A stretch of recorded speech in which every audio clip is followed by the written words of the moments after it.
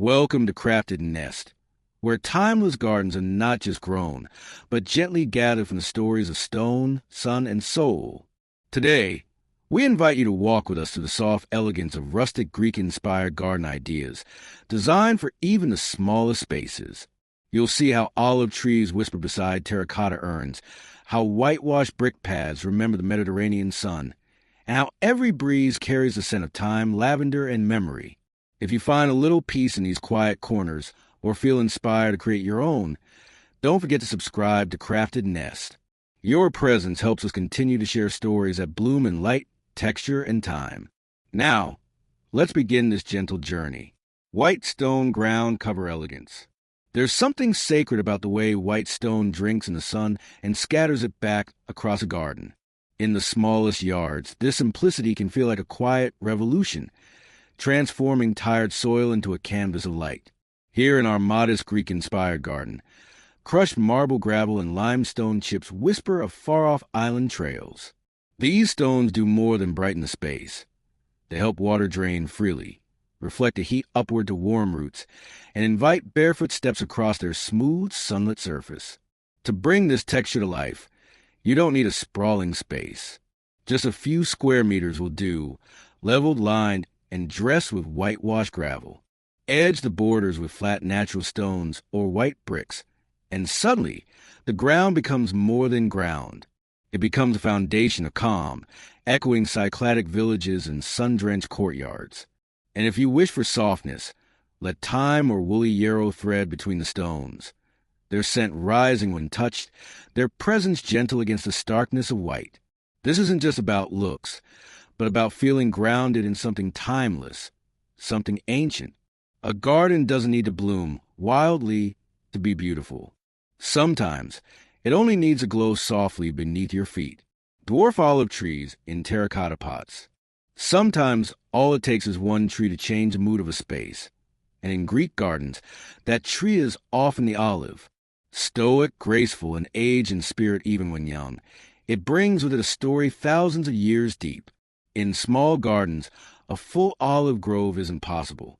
But a single dwarf variety, lovingly placed in a generous terracotta pot, can carry all the charm and soul of a Mediterranean landscape. Choose your pot carefully. Aged ceramic, cracked terracotta, anything that looks like it's weathered the sun for decades. It doesn't have to be perfect. In fact, the irregularities are what make it feel real. A touch of moss, a patina of lime, these are welcome signs of life and time. Place your tree where the light is generous and the air can move. A balcony, a corner by the wall, or even the entrance to your backyard. Let the soil drain well. Let the leaves rustle dryly in the breeze. Let it grow slowly. Prune it gently, like shaping a living sculpture. Not too much, not too neat, just enough to guide the light and keep the silhouette balanced. Over time, this one pot becomes a companion, a living relic, patient and dignified. A dwarf olive tree doesn't shout for attention. It waits quietly and teaches you to do the same. Weathered Greek-style planters. In Greek gardens, beauty isn't always about the newest or the most polished. It's about things that feel lived in, touched by sun and story. And no object tells that tale better than a planter that looks like it stood there for generations. You don't need to search far. Even a modern pot could be transformed into something that feels ancient. Rub a blend of yogurt and soil on its surface, then let time and weather take over. The sun will bleach it. The rain will soften its tones, and over weeks, it will begin to blend with the landscape as if it had always belonged there. Greek-style planters are often rounded, wide at the mouth, and thick-walled. They have gravity to them, not just in weight, but in presence.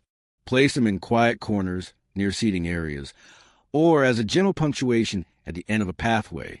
Inside, plant what the land itself would offer. Herbs like thyme and oregano, with lavender rising above them like a breeze in bloom. These planters do not need perfection. They crave a little wildness, a sense that nature is slowly reclaiming them. Let them lean slightly. Let moss grow at their base. Let spiders spin lazy webs beneath. These are pots not for decoration, but for poetry. They invite you not just to garden, but to remember that even the simplest vessel can hold a world of grace. Layered stone terraces for sloped yards. Some gardens rise, not because they were forced to, but because the land already leaned in that direction. And when the soil dips or curves, it invites something uniquely Mediterranean, the terrace. In old Greek villages, terraces weren't design trends, they were necessities. Sloped ground needed taming, and stone was a language used to speak with it. So instead of flattening, the gardeners built in layers, creating space where none existed before. To replicate this in your own yard, begin by honoring the slope. Don't fight it. Mark out levels organically, perhaps 2, maybe 3. Then stack stones loosely, letting their shapes guide the lines. Mortar isn't always required. Sometimes the gaps are what make the wall breathe. Let those crevices cradle tiny herbs or succulents, softening the roughness and adding fragrance to the air. Don't aim for symmetry. A rustic terrace should feel as though it grew there over time, not placed, but revealed. Each level becomes a world of its own.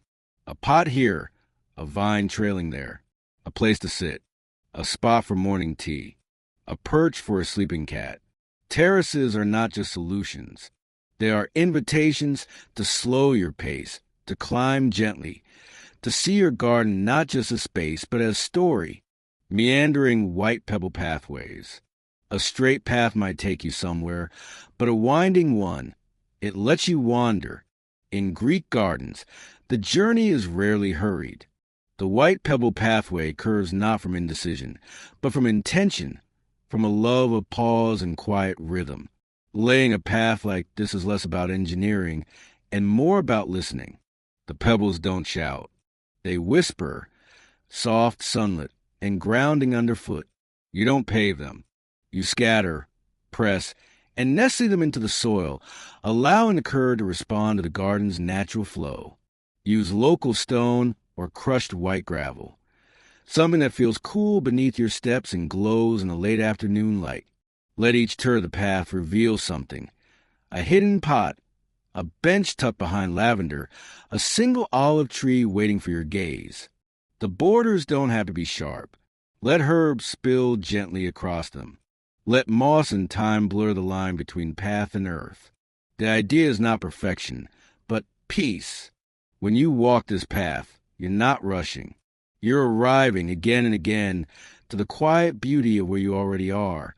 Intimate Greek bistro seating nooks. Every garden needs a place to sit, not just to rest, but to belong. And in Greek gardens, this often takes the shape of something beautifully small, a bistro nook.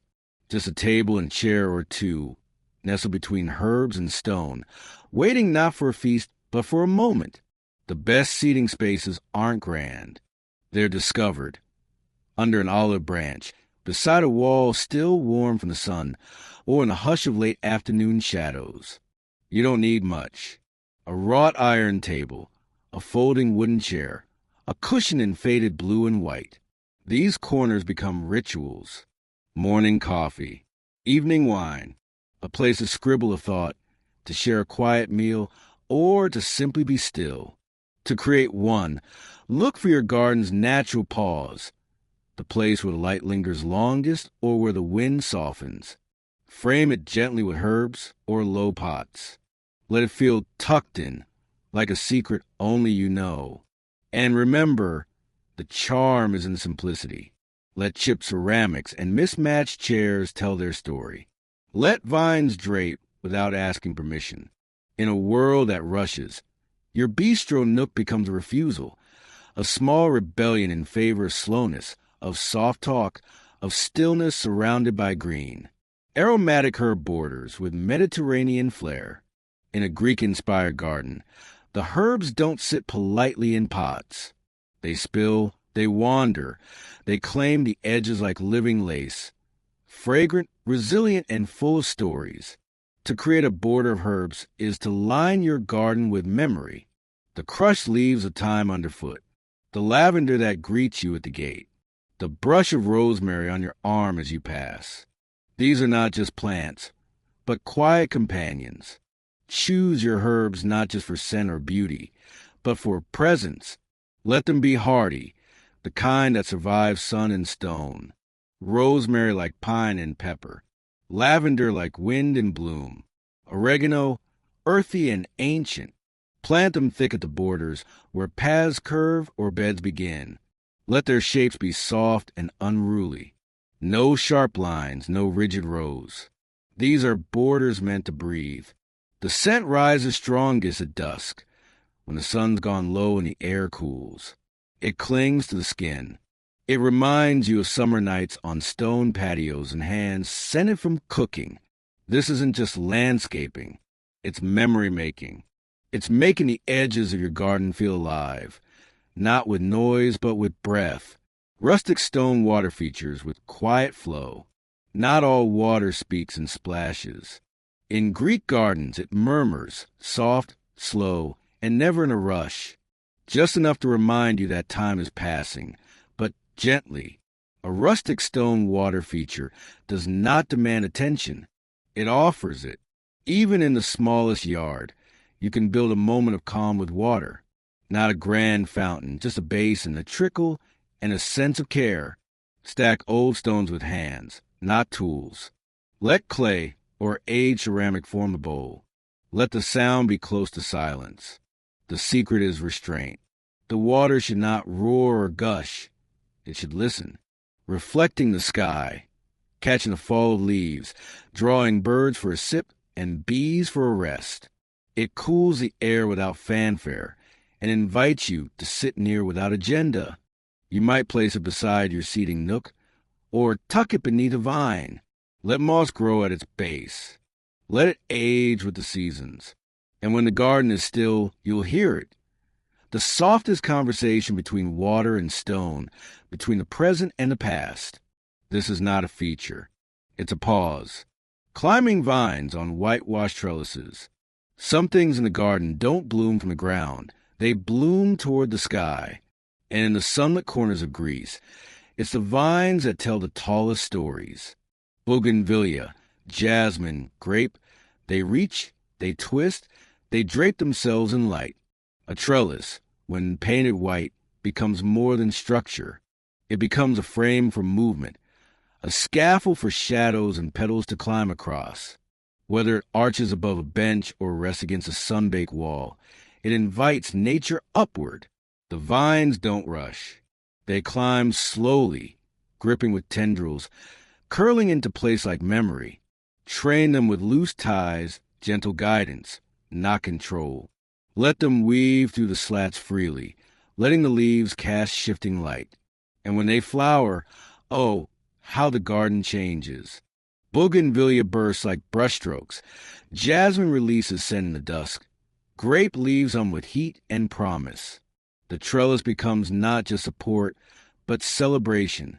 Beneath this vertical green, you might find a table, a nap, a whisper of wind. You might find your own thoughts climbing gently like the vines. Here, the beauty doesn't come from height. It comes from the way the light dances through. Soft golden lantern garden lighting. When the sun steps away, the garden doesn't end. In a Greek-inspired space, nightfall is simply another mood, not a silence, but a shift. And the lighting here is never harsh. It's warm.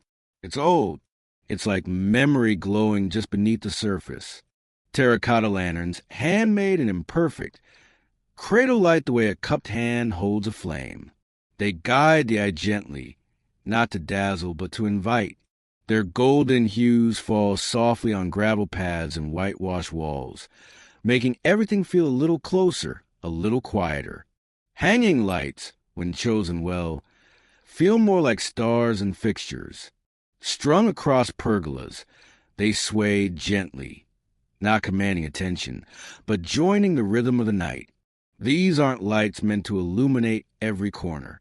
They are there to leave some mystery in the garden, to cast shadows that feel alive. A garden lit this way becomes a place not just to see, but to feel. Every step becomes slower, every glance more tender. Conversations soften, meals stretch longer, and the night becomes not a backdrop, but part of the design. And when you sit beneath this kind of light, You don't think about electricity or style. You think about warmth.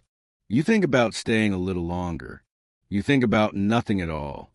Handcrafted natural stone backdrops. Some walls aren't meant to divide. They're meant to hold space for beauty, for history, for stillness.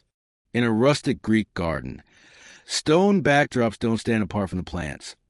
They speak with them quietly in the same old tongue. To build such a wall is not to decorate. It's to remember.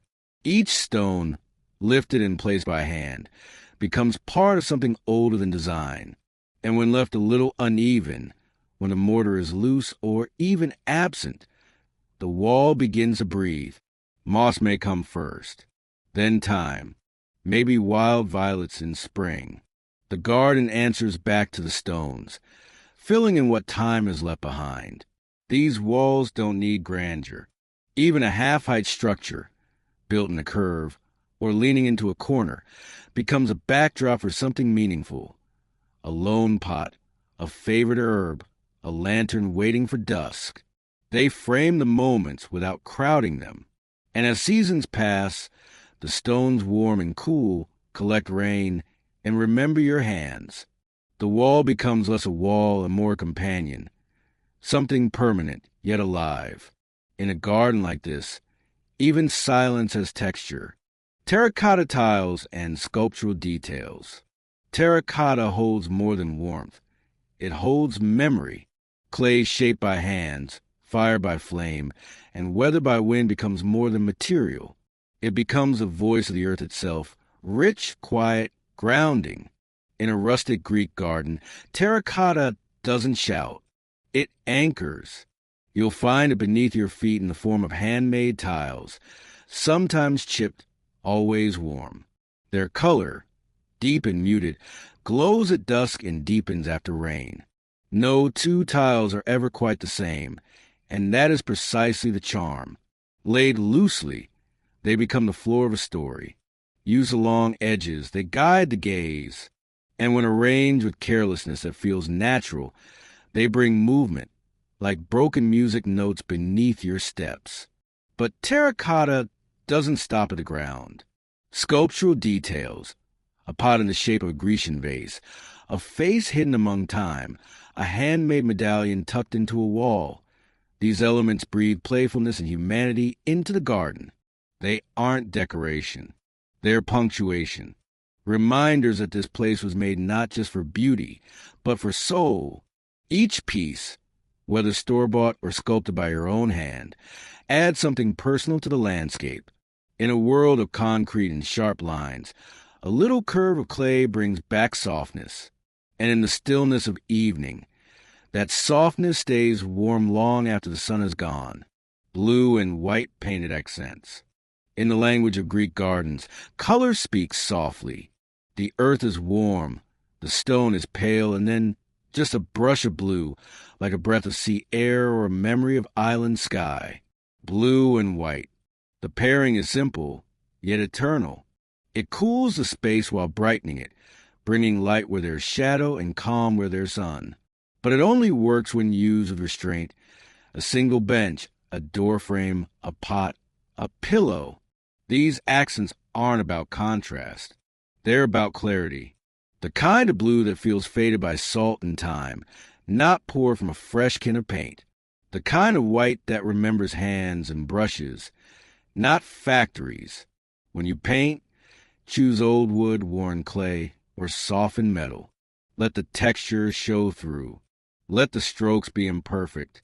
It's not about precision. It's about presence. And suddenly, your garden doesn't just feel like a space, but a place, a little doorway to Santorini or a shaded alley in Mykonos. Blue and white don't demand attention. They invite it. They frame the greens of herbs, the neutrals of stone, the glow of lanterns at night. And in their quiet contrast, they remind you to look again, to pause. A painted bench, a line on a planter, a faded tile underfoot.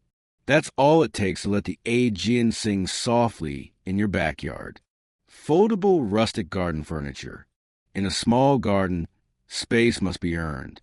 And yet, Greek-inspired spaces never feel cramped. They feel wise. That wisdom often hides in furniture, in foldable pieces that appear when needed and disappear when they've done their part. A wooden table that folds flat against the wall, a chair with chipping blue paint, and a linen cushion tied with twine. These are not just objects. They are gestures, ways the garden invites you in without ever getting its own way. Foldable furniture carries a kind of humility. It doesn't try to impress. It simply offers itself for morning coffee, for afternoon journaling, for quiet dinners in twilight.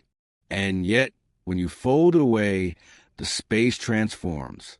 It becomes room for stretching, for gardening, for playing with sunlight on bare gravel. Rustic doesn't mean rough. It means honest.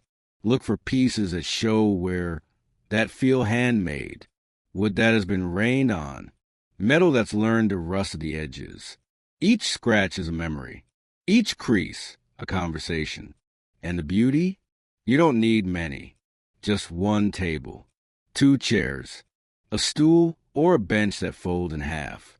They're not meant to stay perfect. They're meant to move with the life of the garden, opening, closing, resting, waiting, just like you. Mediterranean zero cape layout. There's a certain beauty and restraint, a kind of abundance that doesn't come from excess, but from understanding. And in the sun-baked hills of Greece, gardens don't waste, they listen. They arrange themselves with grace, with purpose, with very little water. A Mediterranean xeriscape is not a compromise.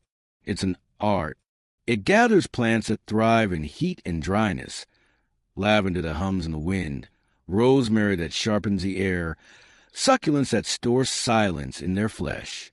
Grouped thoughtfully, they create a rhythm not of lushness, but of endurance. The ground beneath them is not carpeted in grass, but dressed in gravel, in stone, in crushed terracotta. Each step is solid. Each plant has space to breathe. The layout follows function. Plants that need more water gather near shade. Those that ask for sun lean toward the edge. Pots stand beside the most delicate herbs, easy to lift, to turn, to bring indoors if frost ever threatens. And through it all, light bouncing from stone, pooling in white corners, painting shadows in soft motion. This isn't a thirsty garden.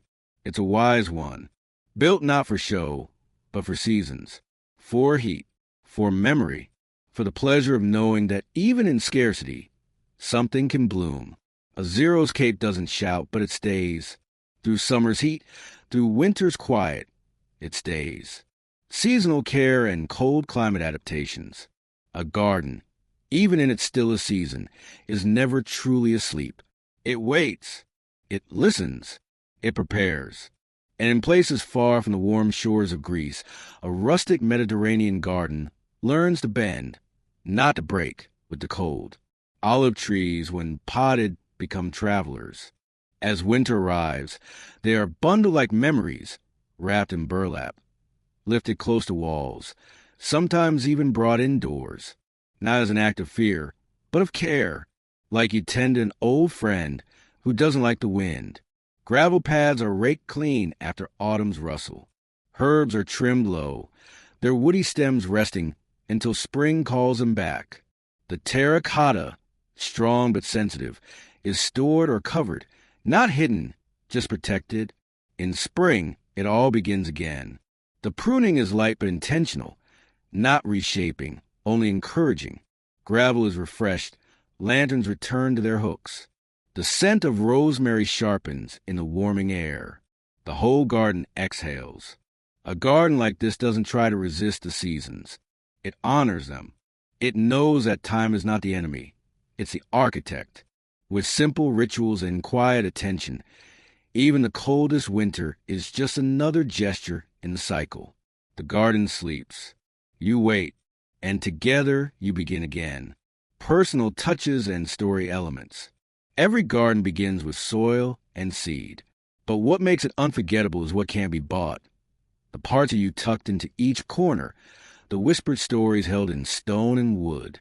In Greek-inspired spaces, It's never just design. It's devotion. A wreath made of branches from your own olive tree. A chipped plate from your grandmother's table turned into a saucer beneath time. A smooth stone from your last seaside walk now resting beneath lavender. These elements don't match. They don't coordinate.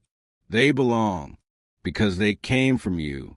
You might engrave a stone with your name or your father's. You might hang a favorite quote in the herb bed. You might leave a broken chair in place simply because it once held a beautiful conversation. These touches don't seek perfection. They seek memory. A handmade sign, a found object, a worn tool left in view, all of them say, someone tends this place, someone loves it. And as the garden grows, so does your story.